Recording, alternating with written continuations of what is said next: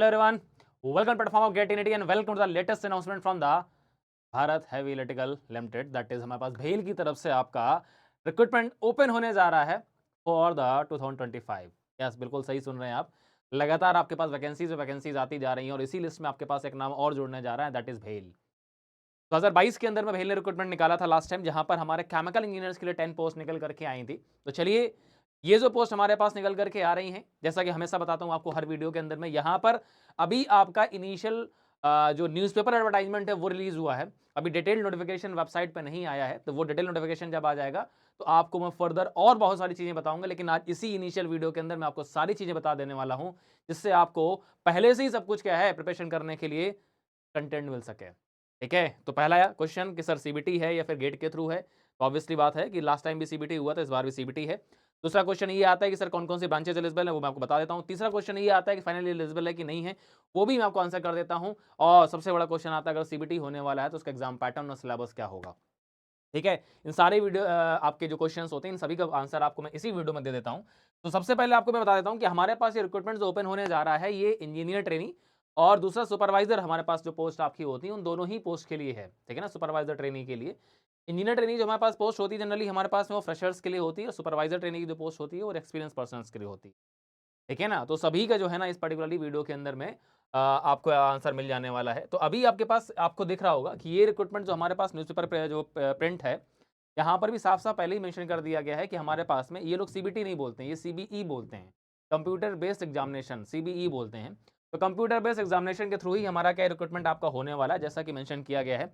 आपको यहाँ पर और क्या चाहिए। ठीक है, तो सबसे पहले क्वेश्चन आता है कि यहाँ पर जो कैंडिडेट जिनके पास फुल टाइम बैचलर डिग्री है, ठीक है, या फिर जिनके पास 5 साल का इंटीग्रेटेड प्रोग्राम है। काफ़ी सारे जो इंटीग्रेटेड प्रोग्राम वाले होते हैं वो क्वेश्चन करते हैं कि मेरा जनरली मैं फिलअप कर सकता हूँ कि नहीं। तो आपका आंसर पहले ही पता चल जा रहा है कि 5 साल का अगर आपके पास इंटीग्रेटेड अगर केमिकल इंजीनियरिंग या फिर आपके पास कौन कौन सी ब्रांचेज एलिजिबल हैं, तो आपके पास अगर 5 साल का इंटीग्रेटेड अगर डिग्री है तो भी आप इस रिक्रूटमेंट के लिए एलिजिबल हैं।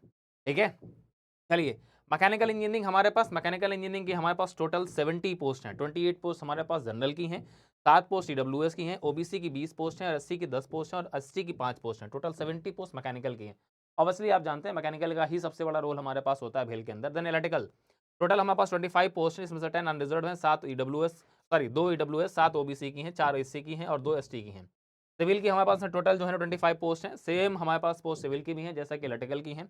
इलेक्ट्रॉनिक्स की हमारे पास टोटल 20 पोस्ट हैं, जहां पर हमारे पास 8 जनरल की हैं, 2 हमारे पास ईडब्ल्यूएस की, 5 ओबीसी की हैं और 3 एससी की हैं और 2 एसटी की हैं। केमिकल के टोटल हमारे पास 5 पोस्ट हैं। एसटी की छोड़ करके जनरल की 2 पोस्ट है हमारे पास और ईडब्ल्यूएस ओबीसी एससी की एक एक पोस्ट है। ठीक है ना, जनरल की 2 पोस्ट हैं, एसटी की हमारे पास कोई भी पोस्ट नहीं है। टोटल 5 पोस्ट केमिकल की है। मेटलर्जी लास्ट टाइम भी निकला था रिक्रूटमेंट, तो मेटलर्जी की पोस्ट हमारे पास टोटल 5 है। ठीक है ना, सिमिलर टू केमिकल हमारे पास टोटल इस तरह से 150 नंबर ऑफ पोस्ट आपको मिल रही हैं और फिजिकली चैलेंज के लिए 7 वैकेंसीज अलग हैं।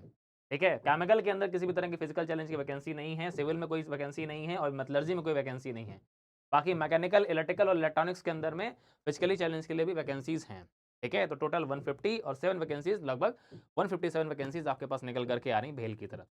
ठीक है, नीचे हमारे पास जो है ये तो हमारा इंजीनियर ट्रेनिंग का रिक्रूटमेंट है। नीचे जो है सुपरवाइजर ट्रेनिंग का है। यहाँ पर आपके पास में जो डिप्लोमा हमारे पास स्टूडेंट्स हैं, ठीक है ना, उनके लिए हमारे पास ओपन हो रहा है ये, और जिसका हमारे पास क्राइटेरिया यहाँ पर उन्होंने मेंशन कर दिया है। मतलब कुल मिलाकर के हमारे पास में, पर डिप्लोमा के अंदर हमारे पास प्रॉब्लम ये है कि यहाँ पर बाकी ब्रांचेस तो एलिजिबल हैं, मैकेनिकल, इलेक्ट्रिकल, सिविल, इलेक्ट्रॉनिक्स, ये सारे एलिजिबल हैं। केमिकल की पोस्ट यहाँ पर नहीं है। ठीक है, तो उनकी भी साथ में पोस्ट आ रही है, उनकी टोटल 250 नंबर ऑफ पोस्ट हैं, तो डिप्लोमा बेसिस पर हमारे पास होने वाले हैं। ठीक है, तो ये हमारे पास टोटल वैकेंसीज निकल करके आपके पास आ रही हैं, लगभग लगभग हमारे पास में कितनी 400 वैकेंसीज प्लस निकल करके आ रही हैं भेल के अंदर में। ठीक है, तो ये एडवर्टाइजमेंट हमारा जो अभी आपका न्यूज़पेपर आपका प्रिंट है ये, ओपनिंग हमारे पास होगी आपकी ऑनलाइन जो होगी 1 फरवरी से आपका फॉर्म का रजिस्ट्रेशन आपका स्टार्ट होगा। ठीक है, वेबसाइट पर अभी आपको अवेलेबल हो जाएगा और लास्ट डेट जो सबमिशन की है वो 28 फरवरी होगी। ठीक है ना, तो फरवरी तक आते आते आपके पास में 3 नंबर आपका वैकेंसीज आपको मिल चुकी हैं। पहला आपको एनजीसी मिला, फिर आपको ऑल इंडिया मिला, तीसरा आपको मिल रहा है भेल की तरफ से। राइट, और बाकी सारी जो आपके पास जो डिटेल्स हैं और जो भी हैं आपकी, वो भेल की वेबसाइट पर, ऑफिशियल वेबसाइट जो आपकी है वहाँ पर आपको मिल जाएंगी। ठीक है, चलिए, तो ये एक इनिशियल आपके पास नोटिफिकेशन मैंने बता दिया। अब सबसे पहला जो क्वेश्चन हमारे पास आता है एलिजिबिलिटी वाला। एलिजिबिलिटी में लास्ट टाइम जो बताई गई थी उसके बेसिस पर मैं आपको एक बार जस्ट क्लियर कर दे रहा हूँ, ताकि आप एक मूड प्रिपेयर कर लें कि एक्चुअली कौन कौन से लोग इस एप्लीकेशन फॉर्म को फिलअप कर सकते हैं। राइट, तो सबसे पहले मैं आपको अगर लेके चलता हूं तो हमारे पास बात आती है कि यहाँ पर जो एज का क्राइटेरिया है, एज क्राइटेरिया जहाँ पर जो भेल लेके चलता है 27 ईयर्स है हमारे पास में जो फ्रेश ग्रेजुएट्स होते हैं, ठीक है, और खासकर जनरल कैटेगरी के लिए। फ्रेश ग्रेजुएट्स मैंने क्यों बोला, क्योंकि रीजन ये है कि यहाँ पर आपके जो एमटेक के स्टूडेंट्स होते हैं उनको भी एलिजिबिलिटी दी जाती है, ठीक है ना। लेकिन लेकिन ये याद रखिएगा कि इस बार चेंजेस हो सकते हैं, ठीक है। मैं जो डेटा आपको बता रहा हूँ लास्ट टाइम के बेसिस पर है। तो 27 साल का हमारे पास एज कैटेगरी रहता है जनरल कैटेगरी के लिए। और अगर आपने एमटेक कर रखा है केमिकल इंजीनियरिंग से, आपके पास पोस्ट ग्रेजुएशन डिग्री अगर केमिकल का है, ठीक है ना, तो भी आप इस पोस्ट को फिलअप कर सकते हैं। यहाँ पर साफ मेंशन किएगा 29 ईयर्स से having 2 years full time post graduation in engineering और बिजनेस एडमिनिस्ट्रेशन, लाइक आपके पास में अगर एमबीए वगैरह है तो, ठीक है ना, तो आपके पास में आप इस फॉर्म को फिलअप करने के लिए आपका एज क्राइटेरिया जो है ना वो आपका बढ़ जाता है। और फुल टाइम आपके पास में क्या है, केमिकल इंजीनियरिंग या फिर आपके पास सिविल, मैकेनिकल, इलेक्ट्रिकल, इलेक्ट्रॉनिक्स, जिस पोस्ट के लिए आप फिलअप करना चाहते हैं, फुल टाइम आपके पास बैचलर डिग्री होना चाहिए, या फिर आपका ड्यूअल डिग्री है तो भी आप फिलअप कर सकते हैं, राइट। ये लास्ट टाइम को मैं आपको बता रहा हूँ। और दूसरा हमारे पास बात आती है कि यहाँ पर जो फाइनल ईयर के कैंडिडेट्स होते हैं उनके लिए क्वेश्चन आता है, फाइनल ईयर कैंडिडेट्स के लिए। तो लास्ट टाइम जो रिक्रूटमेंट ओपन हुआ था 2022 में, सितंबर में ओपन हुआ था, तो उस टाइम फाइनल ईयर वाला कोई कंडीशन थी नहीं, बिकॉज उस टाइम सितंबर तक सब पास आउट हो चुके होते हैं। इस बार फाइनल ईयर के लिए कंडीशन मेंशन हो करके आएगी, मे बी फाइनल ईयर को एलिजिबिलिटी मिल सकती है या नहीं मिल सकती, ठीक है। तो अभी मैं इस पर कोई कमेंट नहीं करना चाहूँगा, बिकॉज जब डिटेल एडवर्टाइजमेंट आपके पास आ जाएगा, ऑफिशियली आ जाएगा, तब जो है ना इस चीज़ पर कमेंट करूँगा। तो उस पर मैं एक फिर से वीडियो बना दूंगा आपको, ठीक है ना, ताकि आप बाकी जो बची कुछ इन्फॉर्मेशन है आपको उस वीडियो के थ्रू आपको मिल जाएगा। लेकिन अभी के लिए आप फिलहाल के लिए 100% एश्योर मत रहिए कि काम का फाइनल ईयर जो कैंडिडेट्स हैं, मतलब 2025 पासिंग ईयर कैंडिडेट्स हैं, वो एलिजिबल होंगे ही, ठीक है ना। चलिए, और दूसरी बात आती है कि एक्चुअली हमारे पास ब्रांचेस के अंदर में कौन कौन सी पर्टिकुलर ब्रांचेस हैं जो एलिजिबल रहती हैं। जैसे अगर मैकेनिकल की अगर बात करते हैं तो डिसिप्लिन हमारे पास इंजीनियरिंग डिसिप्लिन जो कि हमारे पास एक्चुअली क्या है, इस पोस्ट के लिए इंजीनियर ट्रेनिंग के लिए एलिजिबल होंगे। मैकेनिकल से डिग्री है बहुत अच्छी है, तो अगर मैकेनिकल से नहीं है तो अगर आपके इंडस्ट्रियल प्रोडक्शन से, इंडस्ट्रियल इंजीनियरिंग, मैकेनिकल प्रोडक्शन, इनमें से कोई भी अगर आपके पास डिग्री है तो भी क्या है, आप मैकेनिकल से अप्लाई कर सकते हैं, ठीक है ना। तो ये आपके पास बहुत अच्छी बात हो जाती है। तो मैकेनिकल में इतनी हमारे पास पर्टिकुलरली क्या है आपके पास में स्ट्रीम्स की, या फिर आपके पास अगर आपके पास इन पर्टिकुलर ब्रांचेस अगर बीटेक है तो आप अप्लाई कर सकते हैं, ठीक है। और सेम चीज़ हमारे पास आती है अगर आप इलेक्ट्रिकल की बात करते हैं, तो इतने सारे हमारे पास में स्पेशलाइजेशन से आपके पास में अप्लाई करने का मौका मिल जाता है इलेक्ट्रिकल में। सिविल के अंदर भाई साहब सिर्फ सिविल, और केमिकल के अंदर सिर्फ केमिकल, ठीक है ना, इनके अंदर कोई स्पेशलाइजेशन नहीं है।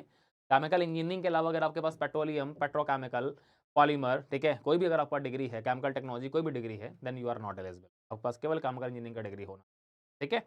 इस बार चेंज हो जाए तो वो आपकी किस्मत है, लेकिन अभी मैं जो बता रहा हूँ ये प्रीवियस नोटिफिकेशन के बेसिस बता रहा हूँ। मेटलर्जी के अंदर हमारे पास इतने स्पेशलाइजेशन आते हैं, मेटलर्जी में अगर अप्लाई करना चाहते हैं, इस बार आईटी की कोई पोस्ट है नहीं है, ठीक है। फाइनेंस की इस बार भी कोई पोस्ट नहीं है हमारे पास में। चलिए, और एज इलेक्शन जैसा आपको मिलता है वैसे ही एज इलेक्शन आपको मिल जाएगा, ठीक है। 3 साल और 5 साल जो आपको मिलता है, और पूरा का पूरा जो हमारे पास रिक्रूटमेंट आपका होता है, ठीक है, इसका जो पैकेज है आपका लगभग 12 CTC आपको मिलता है, ठीक है ना। तो एक्चुअली अगर देखा जाए, जब बाकी जो फर्टिलाइजर्स हमारे पास में हैं, जैसे कि आप बाकी फर्टिलाइजर्स की बात करते हैं, तो लगभग उनके सिमिलर इसका जो है ना पैकेज आपका आता है। चलिए, ठीक है, और बाकी सारे जो भी अलाउंसेस आपको हैं वो सब कुछ आपको मिलेगा। और हमारे पास एप्लीकेशन फीस की मैं बात कर लेता हूँ। लास्ट टाइम एप्लीकेशन फीस हमारे पास जो थी लगभग लगभग आपके पास 800 रुपये प्लस जीएसटी के आसपास था। SC ST फिजिकली चैलेंज के लिए कोई भी फीस आपके पास नहीं थी। जनरल EWS और OBC के लिए फीस हमारे पास थी। इस बार भी आपको कुछ ना कुछ फीस देना पड़ेगा, ठीक है। आपको 5 चॉइसेस फिलअप करने पड़ेंगे, जो भी आपका सिटीज़ हैं जहाँ भी आप पेपर देना चाहते हैं, तो आपको 5 चॉइस फिलअप करने पड़ेंगे। उसके बेसिस पर जो है ना आपको वेन्यू दिया जाएगा। और इसके अलावा आपके पास इंटरव्यू सेंटर के लिए भी आपके पास में 3 चॉइसेस आपको दिए जाएंगे, ठीक है ना। इंटरव्यू के लिए भी तो हमारे पास रिक्रूटमेंट है आपका, पहले CBE, देन हमारे पास में आपको इंटरव्यू फेस करना होता है, ठीक है। 2 स्टेज में हमारे पास होता है। और जो हमारे पास में पेपर जो आपका आता है वो बाइलिंगुअल आता है, हिंदी इंग्लिश दोनों में आता है, ठीक है। तो जो टेक्निकल सेक्शन, जो केमिकल इंजीनियरिंग का सेक्शन होगा उसमें भी आपको हिंदी में अवेलेबल होगा, और बाकी हमारे पास में जो सेक्शन होगा उसमें भी, ठीक है। अब चलिए बात करते हैं पैटर्न या सिलेबस के बारे में, किस तरह का एग्जाम जो है ना पैटर्न आपको मिलता है, ठीक है। तो अब यहाँ पर मैं बात करता हूँ, बाकी सारी चीज़ें तो पुरानी हमें से मतलब नहीं है। अब आते हैं हमारे पास एग्जाम सिलेबस और पैटर्न के बारे में, ठीक है। तो वो भी मैं आपको एक बार शो कर देता हूँ।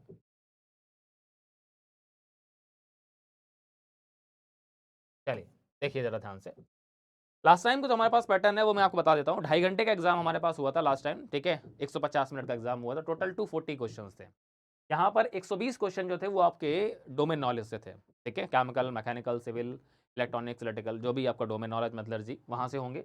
बाकी आपके पास 50 क्वेश्चन जो होंगे वो रीजनिंग के होंगे, 20 क्वेश्चन जनरल नॉलेज के, और 20 क्वेश्चन आपका 50 क्वेश्चन आपका जनरल इंग्लिश के। टोटल इस तरह से 240 क्वेश्चन आपको फेस करने हैं। हर एक क्वेश्चन 1 नंबर का होगा, -1/4 की नेगेटिव मार्किंग आपको मिलेगी।